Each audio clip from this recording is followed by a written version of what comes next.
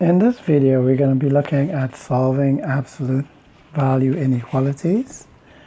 So if we know that if the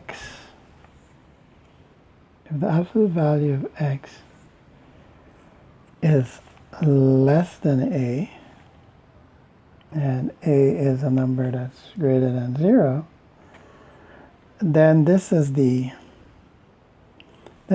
compound inequality.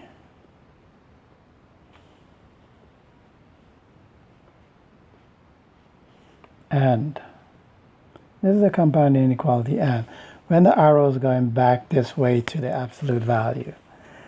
So then x would be less than a and x would be greater than minus a, and which could be written as minus a x less than a. Okay, so either way you can write it out when you're solving it. So let's look at an example. So for example, we have absolute value of 5x minus 10 is less than 20. Well, we have the absolute value here, it's less than. So we know that this is the compound inequality and, okay, so this is the compound inequality and, so we're going to have 5x minus 10 is less than 20 and 5x minus 10 is greater than minus 20. So adding 10 to both sides, we get 5x is less than 30. So x is less than 6. And over here, if we add 10 to both sides, we get 5x is greater than negative 10, and x is greater than negative 2. So this is and. So on the number line, we have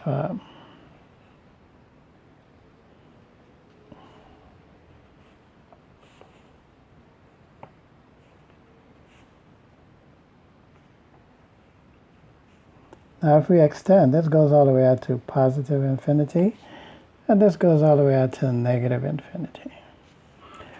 Now, it's saying that at 6 is less than x, right? X is less than 6, sorry. So that's the interval from negative infinity to 6. The other side is saying that, let me use a different color. Okay. So the other side is saying from negative 2 going all the way this way. Well, the and statement, and means that both of them must be true, right? So for both of them to be true, both of them will be true only in this interval here.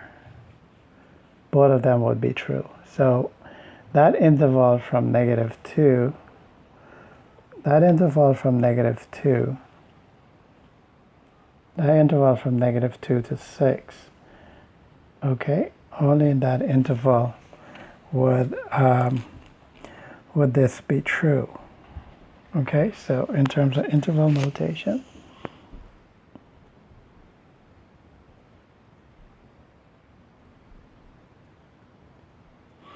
okay, so it's some number between 2 and 6. Negative 2 and 6. Okay. This is when we use and. Now, what happens if we had a compound statement, right? If we had a compound statement and here a is a negative number, okay? So a is a number less than 0. what happens in this case? Then this is a false statement. This is a false statement, and there's no solution. And there's no solution. Or you can say that the solution is the empty set. Okay, let's look at an example quickly. So here, suppose we had 2x plus 1, 2x plus 1, that's the 1 here, is less, say, than negative 2. Well, we know that the absolute value refers to distance, and since the absolute value refers to distance, it must always be greater than or equal to 0. Well, if it's always greater than or equal to 0, then how can it be less than negative 2? So this is a false statement, and there's just no solution. Okay, let's look at the other compound statement. And the other compound statement is saying, look, if we have x, absolute value, greater than a. So when it's greater than, that's the compound statement or the compound inequality for R, right? So there's compound inequality.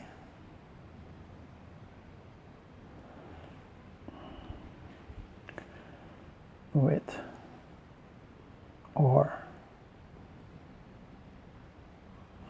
So we will have x greater than a or x is less than minus a. So, and remember, with or statements, only one of them have to be true. So one or both can be true with the or statement.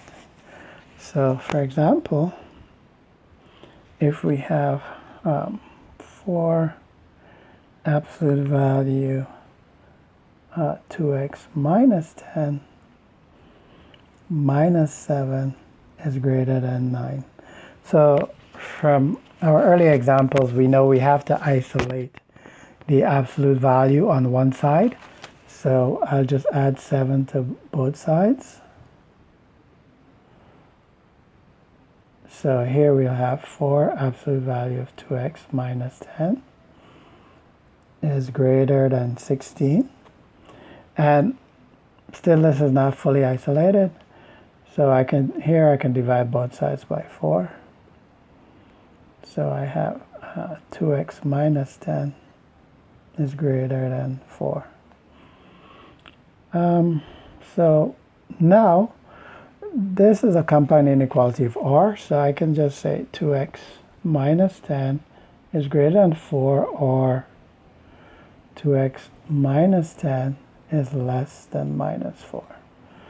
Now adding 10 to both sides, I get 2x is greater than 14.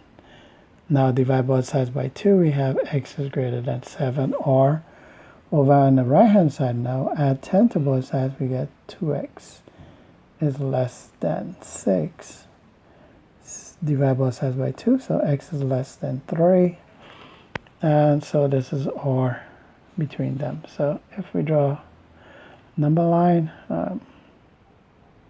3, 4, 5, 6, 7, 8. Here this is 2. On the extreme ends we have negative infinity and positive infinity.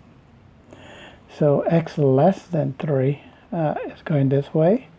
And so we're creating this interval from negative infinity to 3. Or on the other side we have 7, but all the x values must be greater than 7.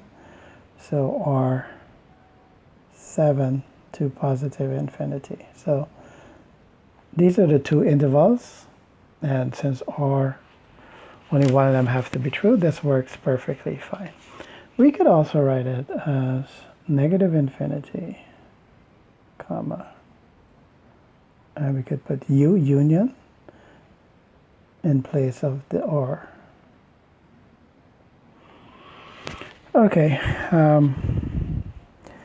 Now, let's see what happens now. If we have this compound inequality, so if we have a compound absolute value, compound inequality with the absolute value, so we have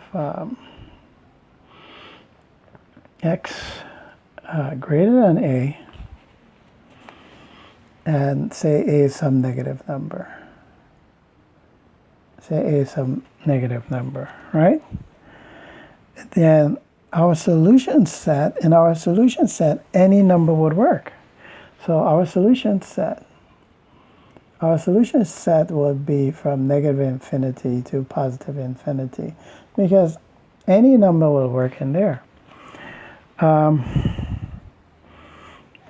Okay, why is that? Okay, so for example, if we had 8x minus 10, say it's greater than negative 2, right?